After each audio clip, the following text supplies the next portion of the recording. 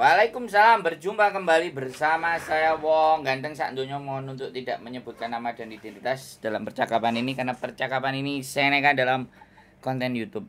Ini bagaimana Mbak Oke, siap. Bagaimana? Suaranya jelas mboten, Mas? Alhamdulillah jelas, sangat jelas, sampean sehat berarti. Oke, siap. Mau tanya yang kemarin kan sepupuku yang masuk penjara itu, Mas. Nah itu kan aku kan udah dapat apa namanya, karena dia kan nggak tahu nomor teleponku, terus dia kan mungkin nyodorin Facebookku ya, terus ada yang inbox bla bla bla, terus ngasih tahu caranya gimana, terus aku udah kirim surat kan. Lah udah kirim surat itu karena yang Bobo yang tak jaga ini anaknya yang dari Australia pulang ke Hong Kong. Jadinya kan aku nggak selalu standby pegang HP toh. Lah ada berapa itu ada telepon masuk itu privat number, takutnya kan dari pihak penjara sana yang hubungi gitu loh, Mas.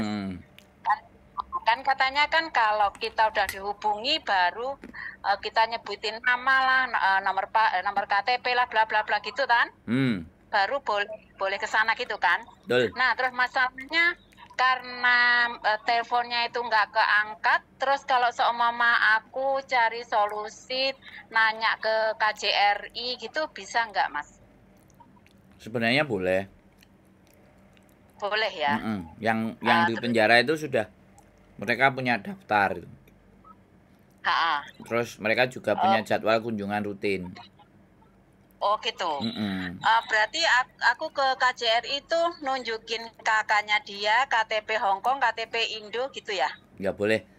Intinya sebenarnya bawa persyaratan itu lebih bagus. Kalau tapi nggak bawa persyaratan pun, semen bercerita PMI yang bernama ini saya punya hubungan keponakan lah BCD bla bla bla bla. Nah ini orang tuanya dan kemudian pingin ditengok kira-kira bagaimana, karena di schedule-nya KJRI pasti ada kunjungan. Ada besok siapa gitu ya. Kunjungannya juga pastinya ada dan kita bisa nanya. Makanya kalau mencari orang-orang yang hilang dan posisinya di penjara, daftarnya ada di KJRI. Tapi kalau masih berkeliaran di luar, nah itu nggak terdata karena pihak penjara pasti akan melaporkan ini warga negara mana, walaupun Amerika, walaupun Israel, walaupun Palestina, itu pasti dicari kedubesnya, kedutaannya yang ada di Hong Kong untuk dilaporkan. Ini wargamu ada yang gini, pasti itu ada daftarnya. Terus kalau ke KJRI itu kita, aku kan jarang banget ke sana ya Mas, jadi nggak ngerti harus kemana gitu KJRI. Sekali masuk gitu langsung nanya ke pengaduan semua aja. Orang, maksudnya ke pengaduan aja. Ke pengaduan di bawah. Bilang aja pengaduan. Ada apa Mbak? Nanti pengaduan akan kasih jawaban. Sodorin KTP-nya, kakaknya apa semuanya, kelengkapan itu semua. Terus tanyakan. Terus? Kalau hari Minggu apa Sabtu gitu buka mboten toh KJRI? Sabtu libur mereka. Minggu. Iya. Buka. Hari biasa lebih bagus. Hari biasa lebih bagus. Enggak terlalu ramai. Matur suwun infonya. Siap. Nggih. Sehat selalu Mas. Sama Miss Yuli. Siap. Matur sembah nuwun. Assalamualaikum. Waalaikumsalam warahmatullahi wabarakatuh. Oke, buat teman-teman semuanya, jadi ada saudaranya yang ada di penjara. Terkadang saudaranya yang ada di penjara itu pun disuruh menulis ya. Setiap masuk penjara itu pasti pihak penjara itu akan menyuruh si tahanan tadi itu untuk menulis surat ke keluarganya yang ada di Indonesia. Entah kadang mereka mau ataupun tidak menulis surat, karena sekali lagi mengabarkan sesuatu yang bikin tidak baik itu kadang ada keluarga yang tidak siap atau anaknya tidak siap. Nah selanjutnya untuk yang kedua itu dia akan nulis siapa yang bisa dihubungi di Hong Kong, kemudian nomor HP-nya, nomor KTP-nya, dimintain data lengkap. Nah, setelah dimintain data lengkap, pihak penjara juga akan mengirimkan surat sih sebenarnya, nggak cuma telepon, tapi mengirim surat juga kepada pihak tersebut untuk ketika datang ke penjara, maka nama kita sudah terdaftar untuk menjenguk salah satu tahanan yang bernama ABCD bla bla bla bla. Dan biasanya itu memang ditentukan tanggalnya. Dia kirim surat, kemudian surat diterima, terus kita nanti berangkat bawa suratnya. Atau sebaliknya, ketika kita ingin mencari informasi, nah kita wajib lampirkan ya, kita ini sebagai siapanya dalam mencari informasi beliaunya, dianya, si para tahanan itu kita sebagai siapanya. Kalau kita jadi perwakilan keluarga ya kirimkan kakaknya, atau misalnya suaminya mencari atau menghubungi kita. Nah, tinggal dikasihkan kartu keluarga identitasnya bahwa kita ada hubungan dengan sang tahanan tadi. Nah, setelah itu nanti pasti akan diinfokan di tahanan di mana, nomornya berapa. Itu pasti, dan di KJRI selalu akan ada datanya. Dan daftar pencarian orang hilang selama itu ada di penjara pasti akan ditemukan. Pasti akan ketahuan. Tapi kalau itu keluarnya ke Makau atau masih berkeliaran di Hong Kong dan memang dia sengaja menghilang, tidak ingin dicari siapapun, nomornya diganti, nah itu yang sulit dihubungi. Jadi seperti itu. Oke, gitu aja. Terima kasih. Ini akan kita lanjutkan untuk telepon berikutnya. Oke.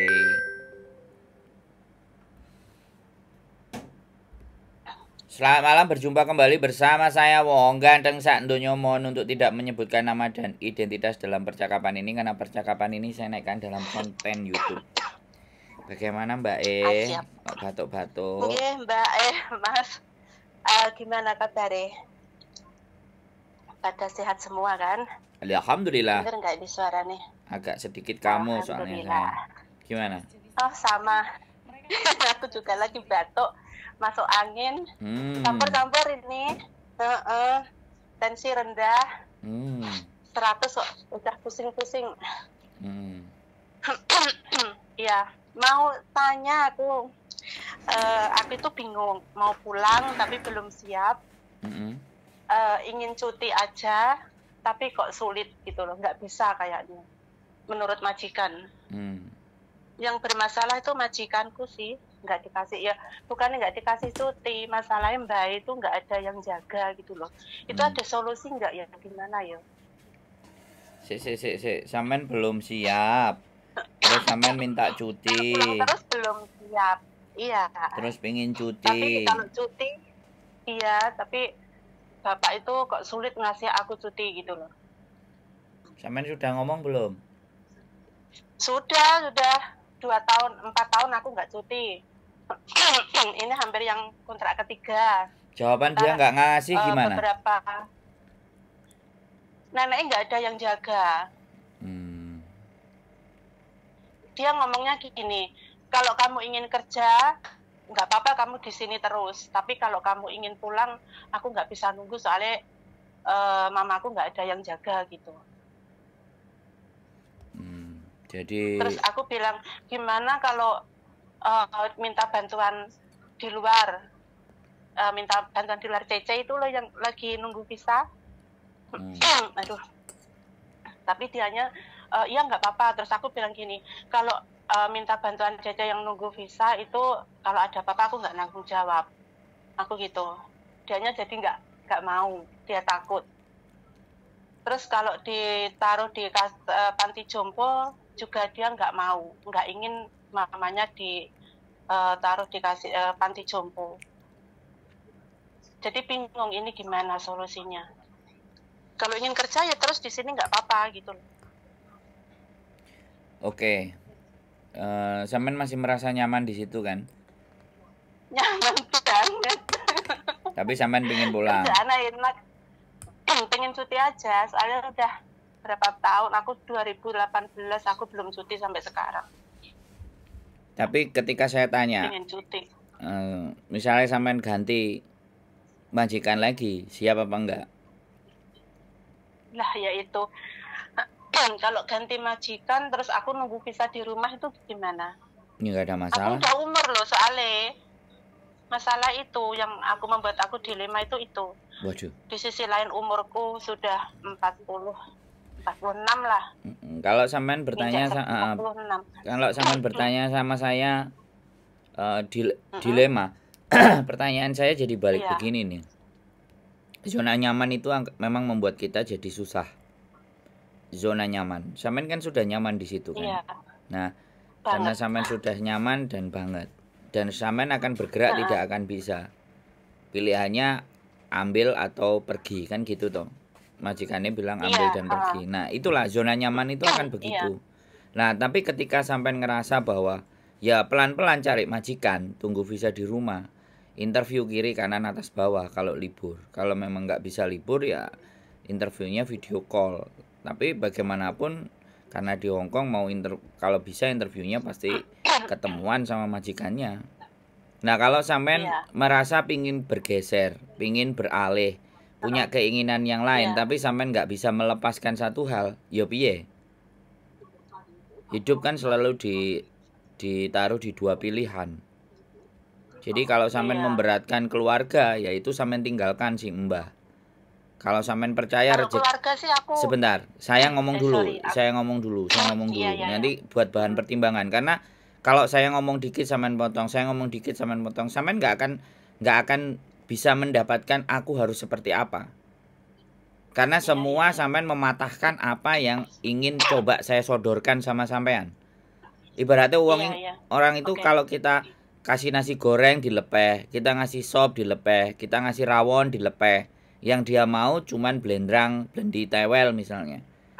Ya selama hidupnya dia akan seperti makan hanya rasanya blendi tewel. Dia tidak bisa merasakan hal-hal yang lain. Oh ternyata jangan sop lebih enak gitu. Analoginya itu di situ. Nah, yang ini yang terjadi sama diri sampean. Sampean sudah menganggap nasi dan ayam goreng itu ya sudah, gak apa-apa, aku terima aja nasi ayam goreng ini sampai nanti. Sama dengan Mbah itu. Akhirnya kan kita tidak berkembang. Karena kita selalu ada di zona yang nyaman. Kalau persoalannya walaupun sampean sudah umur, tapi sampean kan X. Lah untuk menyiasati agar dapat majikan, ya jangan diputuskan untuk break dulu. Dicari-cari majikan yang tepat dulu baru break. So simple sekali sebenarnya masalah sampean. Sampean masalahnya hanya satu, tidak ingin keluar dari zona nyaman. Masalahnya cuma di situ. Loh, ngomong sama dukun nih yang ini Mbak.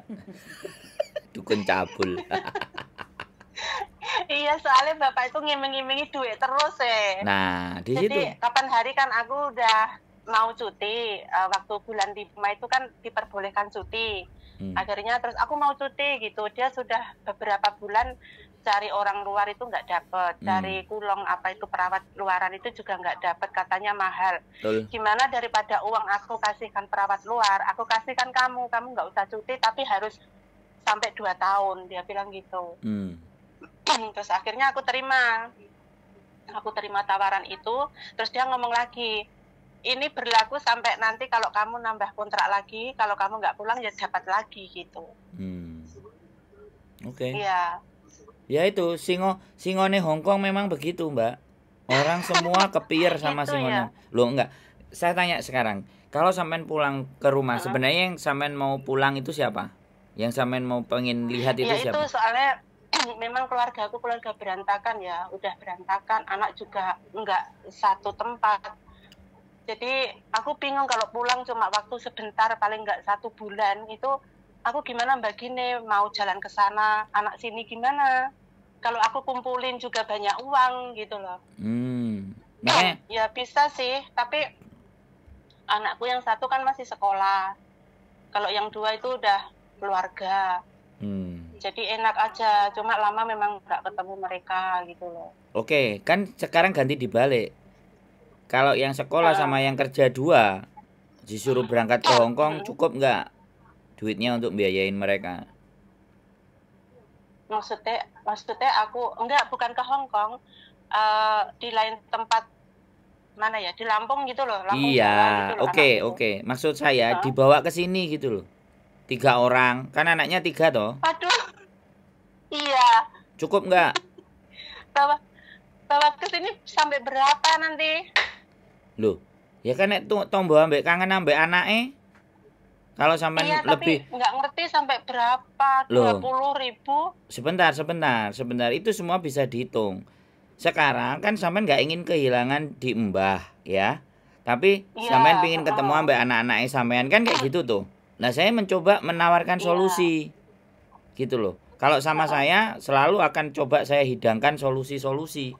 Tinggal yang maunya sampean apa enggak? Mau apa enggak solusinya itu gitu loh, Mbak. Bisa dipahami nggak? Oh gitu. Loh ya bener nggak? Kalau nggak pulang berarti anaknya dibawa ke sini liburan. Nah, kalau kayak gitu bagaimana menurut sampean? Kan kayak gitu, ganti dibalik no. Kan yang ingin sampean temuin kan anaknya toh, bener nggak?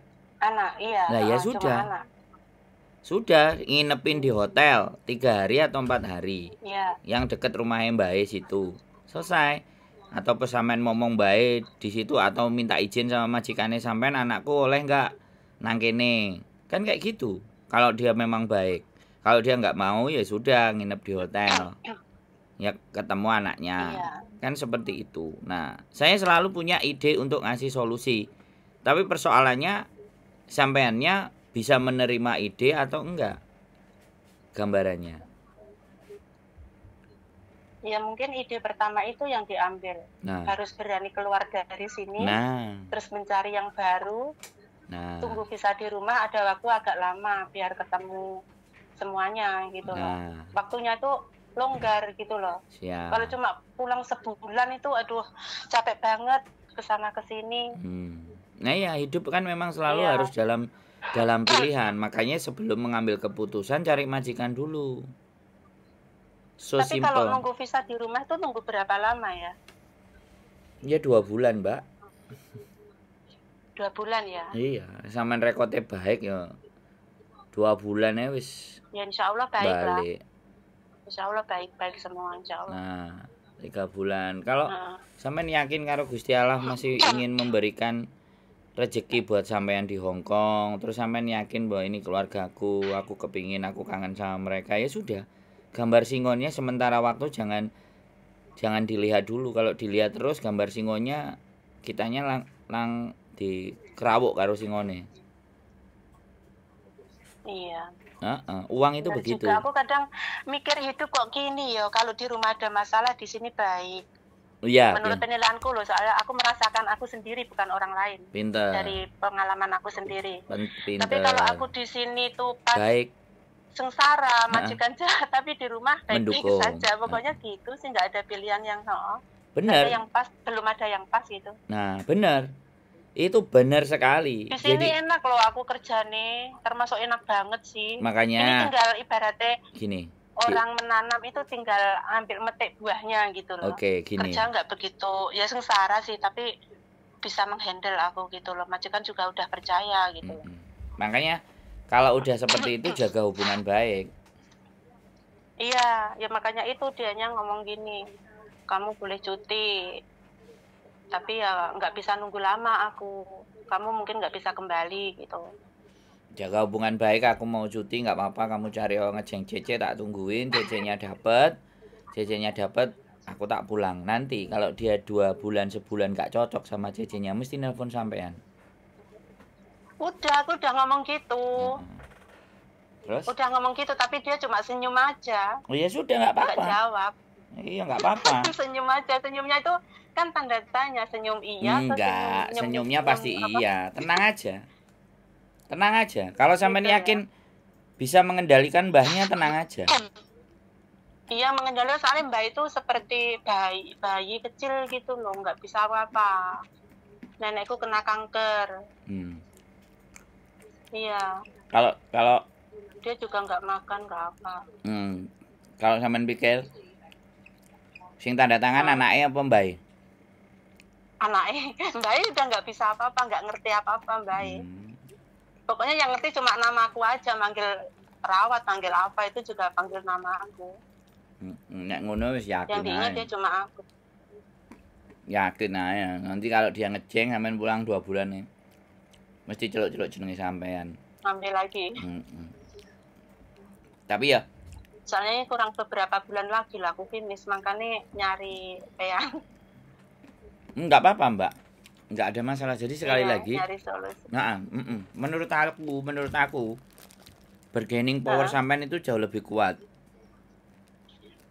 Artinya gini, posisi sampean, posisi tawar sampean itu lebih kuat.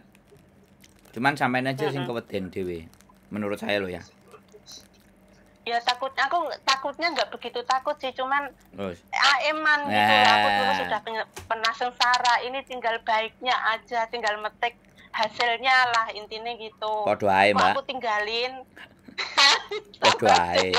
Bukan takut eman, podo ae, Mbak.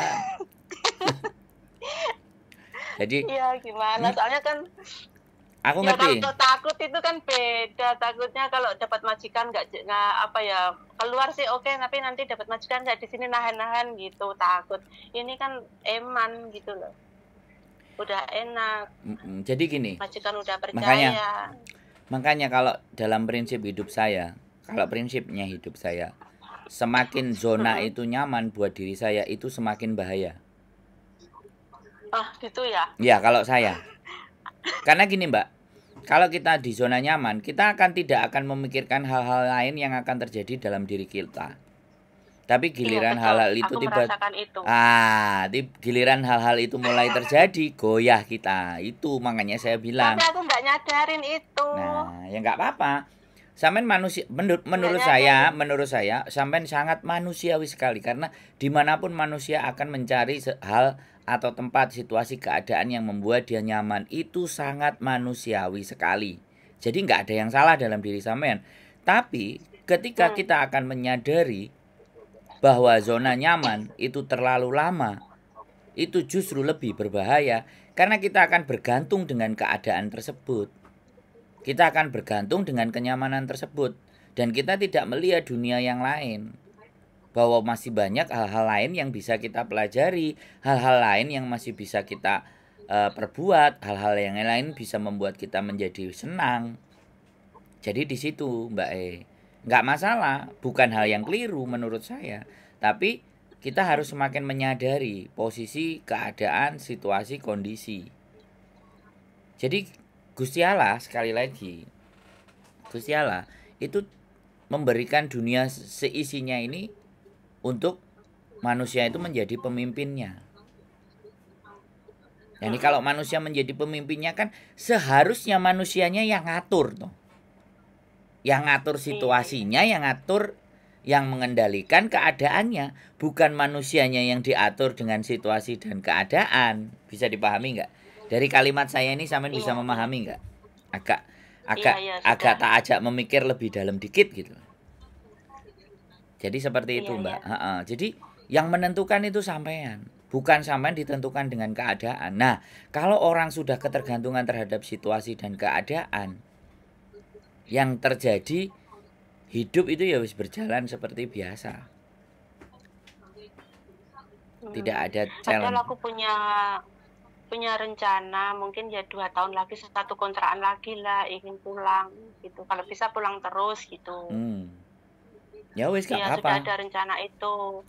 Tapi kok gimana, nanti siap enggak mau pulang? Kok soalnya kalau ini ngomong di rumah ya, ngomong masalah pribadi, kalau majikan ya itu masalahku. Siap. Ya, kalau masalah pribadi itu memang sulit banget untuk aku mau pulang, soalnya gimana, aku tuh anak tunggal. Katanya punya saudara tiri, tapi enggak baik-baik saja sama aku dari kecil. Nggak rukun lah gitu intinya, seperti musuh bisa dibilang kayak gitu. Tapi aku yang dimusuhin, iya. Terus aku sudah nggak, bapak ibuku udah cerai dari aku bayi.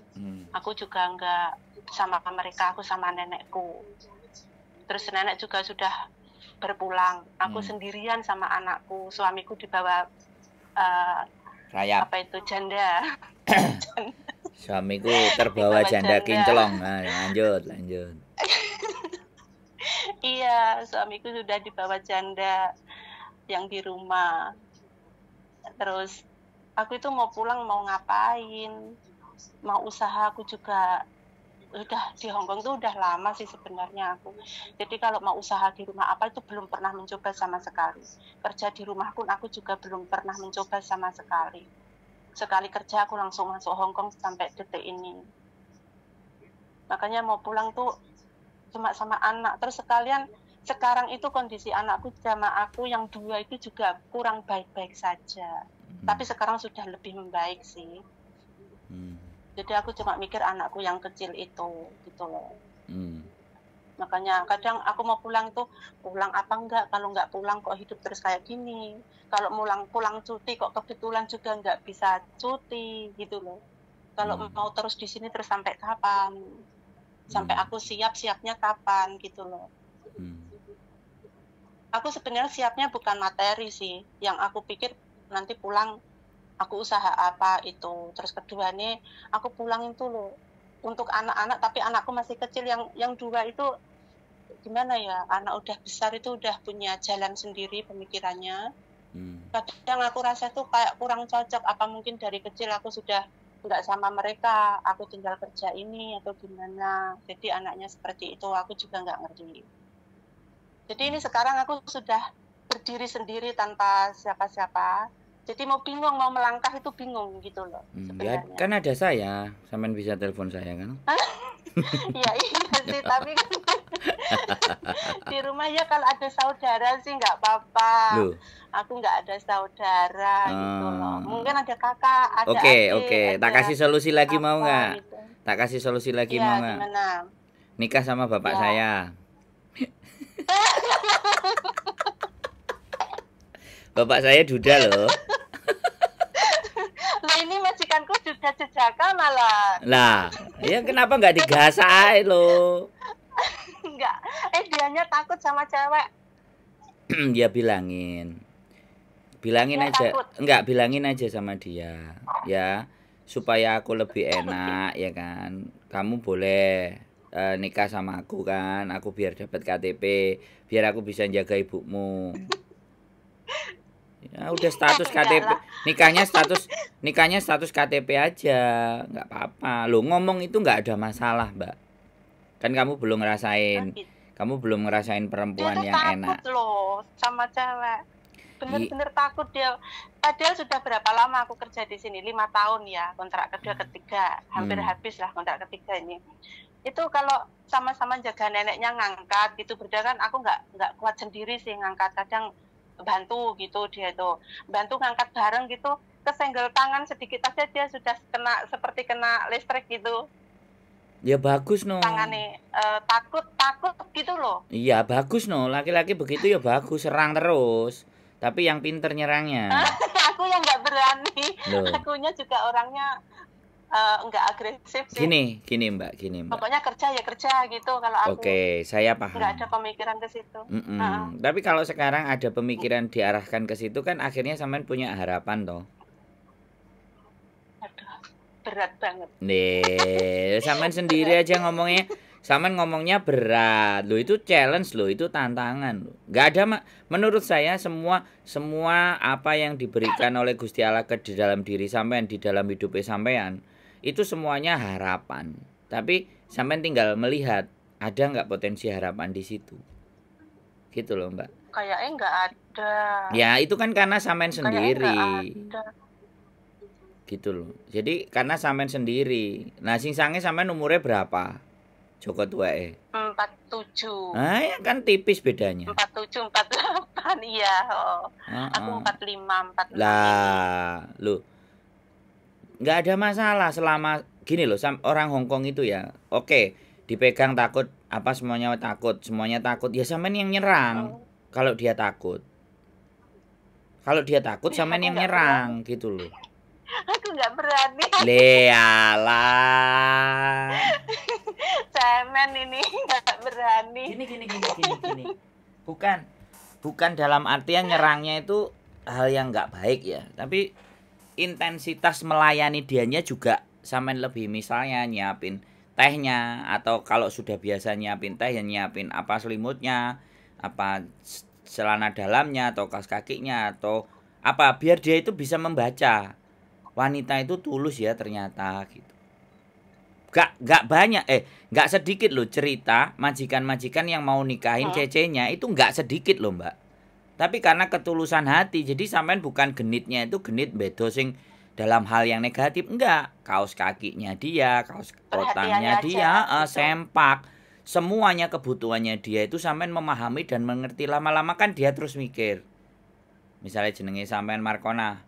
Markona, kok kamu baik sama aku, sama mamaku. Ya baiklah gitu loh. Mau kamu bisa memberikan aku rezeki, memberikan aku uang untuk didik anakku, untuk nyekolahin anakku, untuk bikin di Indonesia, gimana nggak baik? Kalau aku nggak baik kan kamu nggak kasih itu semua, gitu. Lama-lama kalau pertanyaannya sudah menjurus ke situ, dia sebenarnya sudah kena di hatinya. Tinggal sampai aja membaca, oh kena perangkap iki, oke tambahin meneh. Ya, kalau perhatian sih aku lihat dia tuh nggak ada perhatian, sama aja sih. Kalau makan kan kita cuma berdua gitu makan bareng pas dia libur. Itu ya diambilin makan. Aku diambilin gitu loh terkadang. Kadang aku masih ngapain gitu diambilin atau minum. Kalau beli makanan minuman cuma satu dikasihkan aku. Nah, lo wes, iku wes perhatiannya ada. Lah, aduh wis, Mbak. Aduh, sampean gak moco. Ya aku enggak pikiran sampai ke sana. Ya, perasaan sampean enggak peka. Nah, itu ya, udah tapi mulai. Dia enggak gini gitu, cuma itu aja. Heeh, sampean jajal kok singsang. Apa kowe kok gak kepingin nikah gitu loh. Bukannya orang hidup itu menikah enak, tanyain muisi ya sepurane nek aku takon ngono lho. Wis mulai mancing ya, kalimatnya. Kapan hari ada saudaranya tanya dia, kamu nggak nikah gitu. Kapan aku nikah, kapan pacaran, nggak ada waktu keluar. Aku jagain mamaku gitu. Kalau aku nikah nanti gimana, mamaku nggak ada yang jaga gitu. Berarti kan saya ingin loh Mbak, laki-laki yang setia dan mencintai orang tuanya, apalagi orang tuanya itu perempuan, laki-laki itu setia Mbak. Ini kunci ya. Ini kunci. Iya. Dan dia akan membandingkan. Nah, kalau sampean sudah merawat orang yang dicintainya, apa enggak dia melihat ketulusannya sampean? Padahal orang luar itu juga sudah melihat sih. Soalnya kalau kita jalan bareng sama mamanya ke taman gitu pas dia libur bareng gitu, katanya dia itu pacarku atau disenengin bose gitu. Iya, makanya sampean banyak banget yang ngomong kayak gitu. Makanya sampean dandannya juga jangan terlalu kelihatan kayak cece-cece. Agak ya, aku kayak cece-cece dandane. Nah, sekarang ya, oke. Penampilanku ya Allah. Oke, sekali lagi sekarang kan ada harapan baru. Ini kalau sampean terima lo ya. Sampean boleh kok berdoa sama Gusti Allah kok. Kenapa enggak majikan Kiki mbok dadekno jodohku? Sampean ngomong kayak gitu boleh kok. Berdoa kan enggak ada masalah. Ini harapan baru. Jadi ben sampean enggak bingung. Meh mulai meh lapo lah. Ya udah itu harapan. Iya. Urusan ya itu pulang. Urusan nikahnya nanti telepon sama saya aja kelar. Saya udah 16 pasang udah nikah. Tinggal iya bener ya. Tenang aja, so simple. Banyak. Aku jadi malu, bener aku malu. Loh, sik Mbak, gini. Sebenarnya begini, gak perlu ada sesuatu yang malu. Sekarang kan sampean ngajak diskusi, ngajak ngomong sama aku kan. Nah, sampean bisa setelah saya telepon gak sampean dengerin, sampean buang jauh-jauh, bisa sampean renungkan kembali lagi setelah telepon kan juga boleh. Intinya tidak ada paksaan, tapi ketika ada kesempatan, ketika dunia ini bisa kita manfaatkan, kenapa tidak gitu loh. Iya kan? Nah, sampean boleh bertanya. Sampean boleh nanya sama Singsang. Mamamu sudah kritis. Beberapa tahun lagi nanti kalau mamamu sudah nggak ada, terus apakah hidupmu juga kayak gini? Coba, aku boleh nggak numpang hidup sama kamu? Berani. Boleh nggak aku numpang? Laki-laki nggak berani. Kamu, ya sampean ngomong boleh nggak aku bisa numpang hidup sama kamu? Maksudmu? Nah, Kamu kan laki-laki, aku perempuan. Haruskah saya menjelaskan itu semuanya? Nah, wis stop. Tinggal tandang gawe. Kalimatnya dimasukkan dikit pelan-pelan. Lama-lama dia berpikir, Markona, Kiven nambah aku ayo. Lah, ayo kan kayak gitu. Mungkin gini. Bukan, mungkin sampean karena jadi bisa ketawa. Mungkin ya harus dong. Sama Sandro itu bisa mangkel, bisa marah, ya bisa ketawa juga loh. Nek pinter ya bisa ketawa. Saya sepaneng terus, mangga mikir gimana cuti. Masa aku harus meninggalkan ini yang enak gitu. Ngomong sama aku kok. Ngomong sama dukun yang ngene iki apa meneh dukun cabul. Jadi kayak gitu Mbak ya, sekali lagi saya bilang harapan di depan itu akan banyak, tapi terkadang orang itu tidak mau melihatnya, ya, tidak melihat kesempatan-kesempatan itu, tidak melihat anugerah-anugerah Gusti Allah yang ada di sekitarnya. Nah sekarang saya cuma ngasih tahu ke sampean, gak usah bingung dengan masa depan. Di depan mata sampean itu ada sesuatu yang juga bisa digarap gitu loh. Di Indonesia ya sampean boleh dengan anak itu disetting. Kalau aku ya planningku memang panjang buat teman-teman PMI Hong Kong. Teman-teman PMI Hong Kong itu kan sudah susah di Hong Kong. Jangan sampai nanti ketika mendidik anaknya juga nggak jadi juga. Nah makanya aku berpikir bagaimana caranya anaknya bisa mengenyam pendidikan di Jepang dan mendapatkan visa kerja di Jepang. Namanya Tokutei Gino. Bagaimana caranya? Nah yang bayar siapa? Emaknya. Nah setelah bayar dan anaknya bisa dapat pekerjaan di sana, setidaknya emaknya kan bisa pulang deleh hawa. Jadi hartanya itu kan ada di SMA. Anaknya. Loh nggak ada masalah, justru dari SMA itu kalau mulai digembleng. Oh gitu. Loh, makanya Mbak, saya bikin konten di hari-hari ini itu nggak cuma untuk mbak-mbaknya saja, untuk cece-cece yang ada di sini, tapi generasi berikutnya. Kalau mau tak ajak diskusi, tak ajak ngomong untuk membangun ke depan supaya merekanya jauh lebih baik, ya harusnya kan tumpuan harapan di anaknya toh. Iya betul. Nah, tapi anakku kan kayak gitu masih belum terbuka hatinya. Ya sudah ya. Gini nambah beban aku. Kalau mau nikah dia keberatan gitu loh. Kalau aku nikah lagi dia keberatan. Tapi kok nggak adil ya, kenapa bapak nikah kok didiamin? Ya sampean ngomong pelan-pelan. Gitu. Ya sampean bercerita pelan-pelan. Ya sampean membuka jalan berpikirnya dia, berkomunikasi gitu loh. Bahwa bukan ketidakadilan gitu. Kenapa? Kayaknya anakku itu sudah terlalu dekat sama bapaknya, soalnya dari kecil sama bapaknya. Ya nggak ada masalah dan itu juga tidak perlu disalahkan. Yang penting kan sama bapaknya sendiri, nggak bapaknya orang. Ya nggak apa-apa kalau sampean merasa bahwa hidup sampean harus dikerjakan sendiri, ya kerjakan sendiri. Ya salah satunya tadi itu harapannya. Gitu loh. Jadi jangan buntu pikirannya. Sampean itu membuntukan pikiran sampean sendiri, padahal kesempatan kiri kanan atas bawah itu banyak sekali. Boleh nggak saya bilang seperti itu? Iya nah betul. Makanya sekarang mulai belajar loh. Nek ngomong karo wong ganteng sak donya ya pasti kayak gini Mbak. Wawasannya. Iya sudah mulai terbuka. Nah wawasannya, pandangannya. Loh jangan salah loh. Nggak ada yang bisa diajak curhat atau ngobrol sama temen, itu semua kalau ngomong sama temen gimana aku gitu, kepulang aja gitu, nggak ada solusi. Ya beda. Nggak ada solusi yang pas. Sama wong ganteng sak donya ya beda Mbak, jauh. Ya makanya itu cari kamu aku. Iya ya kayak gitu tuh Mbak. Makanya harapan di dalam semua kehidupan itu selalu akan ada. Adikku selalu bilang sama aku ketika ngomong bapak sekarang sudah ditinggal ibu, itu bukan masa dimana masa kesepian kesendirian, ini masa kesempatan kedua. Jadi adikku bilang kesempatan kehidupan kedua. Iya, tapi maksudnya gimana? Maksudnya kan anak-anak udah pada selesai. Anak-anak udah pada selesai dengan hidupnya. Orang tua kan patut bersenang-senang.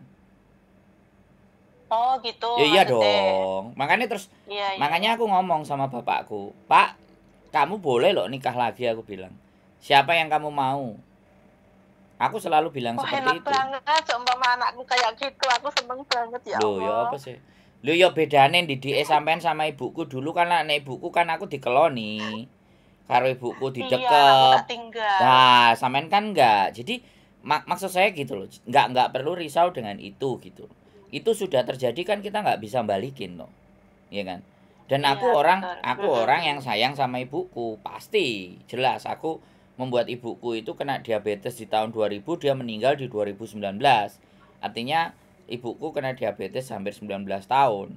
Kita hanya bisa bertahan di situ dan di endingnya bapakku selalu ada di sampingnya ibuku. Makanya ketika ditinggal sama ibuku udah lost. Kamu mau apa aja? Iya kan? Minta duit ya kita transfer. Gitu. Mau jalan-jalan mau jalan-jalan ya oke, silahkan. Kemarin terakhir ke Jepang, ini nanti mau ada rencana kita mau sekeluarga lagi, nggak tahu ketemu di Jepang atau pulang ke Indonesia. Jadi itu namanya kesempatan kehidupan kedua. Dan setiap manusia selalu ada di fase seperti itu, termasuk sampean. Menciptakan kesempatan kedua buat diri sampean sendiri. Kemarin buat anak-anak sudah jalan, oke, ya udah nggak perlu disesali. Ya udah datang, kalian tak didik, sekalian nggak tak didik dari kecil sampai besar. Maafkan ibu, ya begini dan begitu. Tapi kalian sudah besar. Ya ibu minta maaf, kan intinya seperti itu. Sampean sebagai orang tua meminta maaf kepada anak itu kan the best. Hebatnya seorang ibu mengakui bahwa memang kalian tidak saya didik dari kecil sampai gede. Ya layak kalian membenci saya, tidak suka sama saya akan terima itu salah saya. Nangis itu anak. Sudah, aku sudah ngomong gitu, kapan hari pas dia ngomong nggak boleh nikah lagi. Ya nggak ada masalah, tapi mama kan butuh takutnya bahagia. Itu aku sakit hati yang kedua kali, takutnya yang kedua nanti bener saya enggak gitu loh. Dia cuma takut. Ya ketakutannya itu kan karena bener-bener sama sampean enggak lah. Nenek majikan atau singsang ya baik. Buktinya singsang ae gerung ngrasakno pelayanane sampean. Wis ngrasakno ya sida mermelek tang teng tong trot. Ngono lho, Mbak. Ya Allah, bener-bener bisa ketawa aku. Loh, iya mesti no. Beberapa hari udah lama banget mikir terus gimana. Nek saya nggak bisa merubah cara pandang dan cara berpikir orang, tutup aja channelnya, Mbak. Iya sih. Nah iya, mau pulang pun tuh di sini juga kayak gitu. Ya Allah, cuma mempertahankan. Padahal gaji aku nggak ditambah loh sama majikan, tetap gaji full yang 46 itu loh. Ya, cuma dikasih lemburan gitu ya aja. Sudah, tapi itu aku nyaman. Makanya itu tidak usah dipersoalkan. Makanya target berikutnya adalah singsang.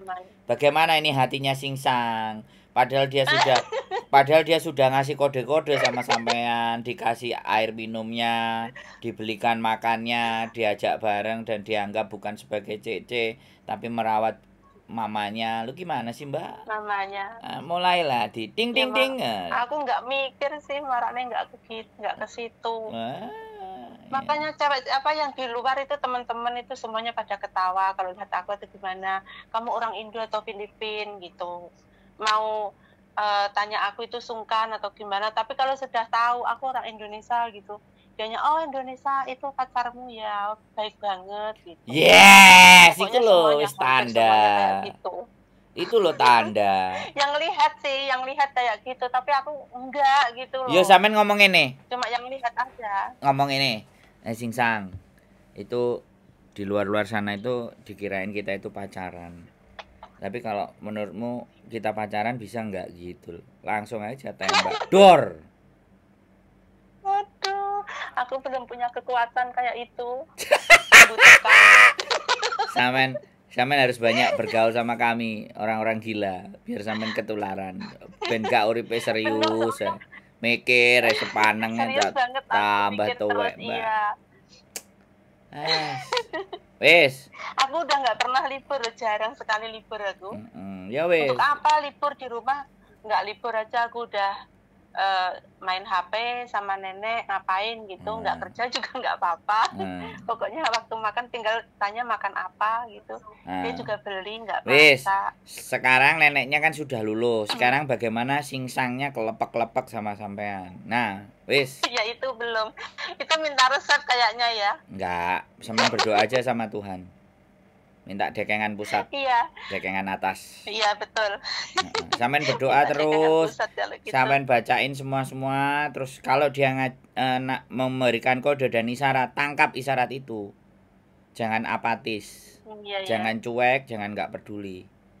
Mulailah nanti tangan, mulailah apa semuanya. Lama-lama hati itu kena kok. Nggak sulit. Saya doakan lah. Sampean amin. Ibadah sunnah semuanya apa? Temanku doakan kayak gitu. Kok ini dapat doa lagi ya Allah. Piye sih ya makanya nanti berdoa lagi sama Gusti Allah, suruh kasih petunjuk supaya singsang kelepek-kelepek. Aslinya singsang itu ngasih kode, sampai aja nggak sensitif. Saya tidak peka dengan kode-kodenya.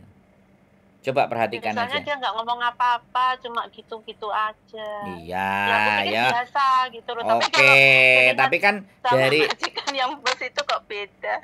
Tapi kan tindakan perilakunya itu kan bentuk kasih sayang semuanya, bentuk perhatiannya semuanya. Lah iya, ya sampean bales.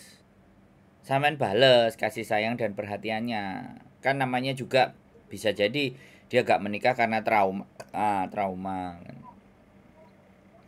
sama perempuan yang kayaknya dia nggak ada waktu pacaran, dia ngomong. Ya sudah, kalau sama aku kamu kan nggak usah pacaran gitu. Langsung kitven aja kan boleh gitu loh.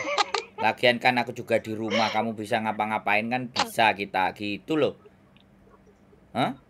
Gitu ya. Harus pinter. Kalau aku kan udah di rumah stay, kamu nggak usah bingung-bingung. Ngapa-ngapain kita di rumah juga bisa kan gitu. Iya, ngumpulin niat dulu ini. Iya, berdoa ya. Wes, kita aja ya. Iya. Oke, siap. Terima kasih. Semangat ya. Terima kasih banget, siap. Oke, sehat selalu. Bisa senyum, ketawa lebar. Siap. Ya, terima kasih. Yo, bye-bye. Assalamualaikum. Bye-bye. Waalaikumsalam. Bojoku Rene. Rene bojoku. Piye? Luwih semangat dadi bojone bapake bojoku. ben maratuaku luwih happy. Kok bowe ngongakno urip. Ora usah bingung-bingung karo urip. Iya. Padha. Lho, cek koyo ngene lho. Cek kenclung ta? Lah iya.